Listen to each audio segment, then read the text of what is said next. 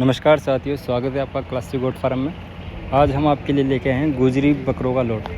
ये कुर्बानी के बकरे हैं। ये एवरेज पट्टी है 60 किलो की। इसमें आप देख सकते हैं बच्चों की क्वालिटी एक नंबर क्वालिटी है और सारे खूबसूरत बच्चे हैं। जिस भाई को ये गुजरी बच्चे चाहिए हो वो संपर्क कर सकता है। स्क्रीन पर नंबर फ्लैश हो जाएंगे।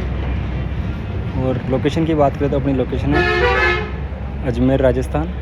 अजमेर में आप आगे हमें कॉल कर सकते हैं, हमारी टीम आपको पिकअप करने आ जाएगी। बाकी आप नंबर स्क्रीन पर फ्लैश हो रहे हैं, आप कॉल करके सारी डिटेल्स ले सकते हैं। धन्यवाद।